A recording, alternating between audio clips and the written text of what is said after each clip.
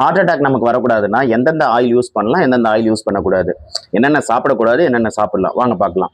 So டெஃபினட்டா நம்ம வீட்டில் எல்லாரும் வந்துட்டு மோஸ்ட் ப்ராபப்ளி யூஸ் பண்ணிட்டு இருக்கிறது சன்ஃப்ளவர் ஆயில் யூஸ் பண்ணிட்டு இருப்போம். இந்த கோல்ட் வினர் இந்த மாதிரி பிராண்ட்ஸ் யூஸ் பண்ணிட்டு இருப்போம். ஸோ டெஃபினட்டா என்ன ஆயில் யூஸ் பண்ணலாம்னா கிரவுண்ட்நட் ஆயில் யூஸ் பண்ணலாம், ஆலிவ் ஆயில் யூஸ் பண்ணலாம், மஸ்டர்ட் ஆயில் யூஸ் பண்ணலாம், அதுக்கப்புறம் சன்ஃப்ளவர் ஆயில் யூஸ் பண்ணலாம்.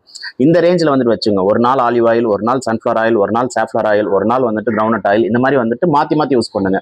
ஏன்னா ஆலிவ் ஆயிலில் அதிகமாக வந்துட்டு பாலிஃபினால்ஸ் இருக்கு, மோனோ அன்சாச்சுரேட்டட் ஃபேட்டி ஆசிட்ஸ் இருக்கு. அது வந்துட்டு ஆன்டி இன்ஃப்ளமேட்டரியா யூஸ் ஆகும். ஸோ ஹார்ட்டோட ஹெல்த்துக்கு ரொம்ப நல்லா இருக்கும். ஒன்று. ஸோ எந்தெந்த உணவுகள் கண்டிப்பாக சாப்பிடக்கூடாது, ஆஸ் யூஷுவல் உங்களுக்கு தெரிஞ்சது தான். பஜ்ஜி போண்டா சாப்பிடாதீங்க. குக்கிங் பண்ண ஆயில மறுபடியும் வந்துட்டு ரீயூஸ் பண்ணி அதிலே வந்துட்டு குக் பண்ணி சாப்பிடாதீங்க. ஸோ கண்டிப்பாக வந்துட்டு அப்பளம் எடுத்துக்காதீங்க, ஊறுகாய் எடுத்துக்காதீங்க. என்னென்னலாம் சாப்பிடலாம்? ஸோ கண்டிப்பாக ஃப்ரூட்ஸ் அதிகமாக எடுத்துங்க, வெஜிடபிள்ஸ் நிறையா எடுத்துங்க. ஸோ ஃப்ரூட்ஸ் வெஜிடபிள்ஸ் வந்துட்டு நம்ம ரெகுலராக வந்துட்டு நம்மளுடைய உணவு பழக்க வழக்கங்களை வந்துட்டு ஆட் பண்ணிங்க. ஸோ ஆன்டி ஆக்சிடென்ட்ஸ் இருக்கக்கூடிய உணவுகள் ரொம்ப அதிகமாக வந்துட்டு எடுத்துங்க. உங்களுடைய ஹார்ட் ஹெல்த்தை நல்லா பார்த்துங்க. ஏதாவது டவுட்ஸ் இருந்துச்சுன்னா கமெண்ட் பண்ணுங்க. Take care, by.